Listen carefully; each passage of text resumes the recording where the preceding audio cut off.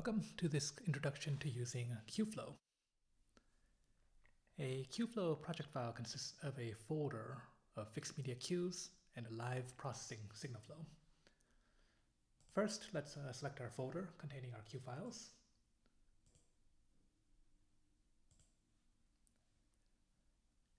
And then let's design our signal flow.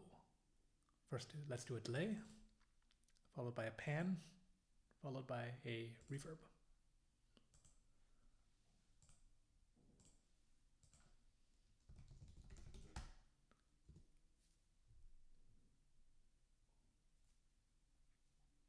And now, as you can hear, the mic signal, in this case my voice, is being processed through our signal flow. And now I can, there's a delay effect followed by a reverb effect.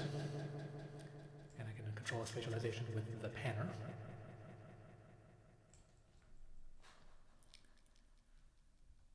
And I can play cue files in order using the next button, which qFlo also has mapped to a MIDI pedal or can receive OSC messages from a smartphone.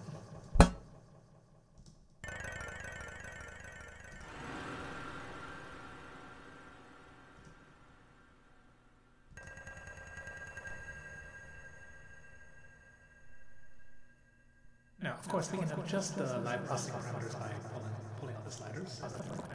Now, of course, we can adjust the live processing parameters. But you're hardly going to play with the individual sliders during a performance.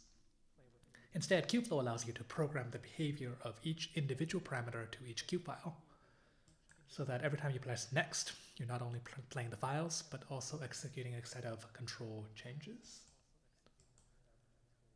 So let's open up our edit window. Row 0 here is our starting point. That's our default values. And you notice that all the sliders reset to their original values.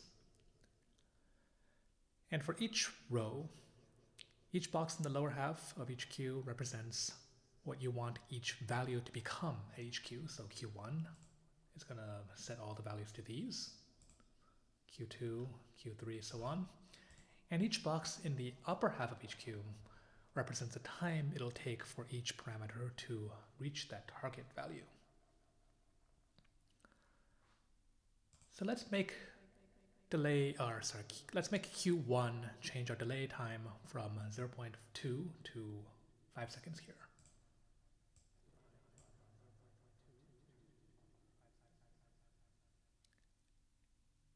And in the process, you'll get a rate change and also a nice pitch shifting effect. And in fact, let's make this take 10 seconds.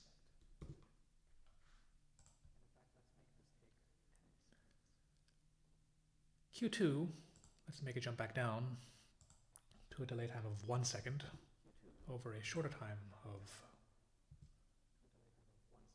5 seconds.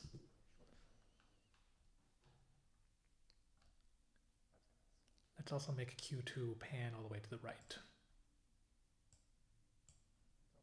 And Q3 can pan all the way to the left. I can notice these sliders changing as I progress through the cues.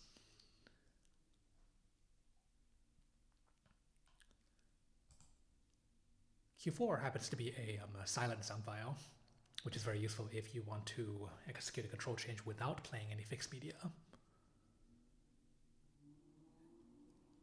Let's turn the decay time to 20 seconds, so make these echoes last longer.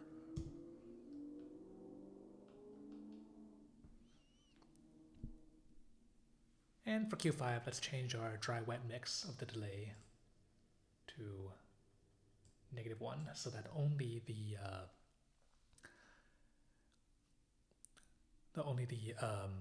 dry signal goes through. So that allows us to turn the delay effect on and off. In this case, turning it off. Save. Close it. Reset.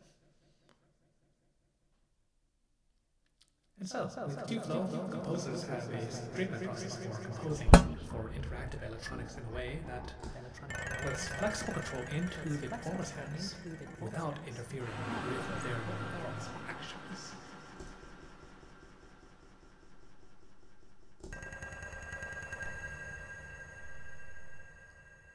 Thank you for watching.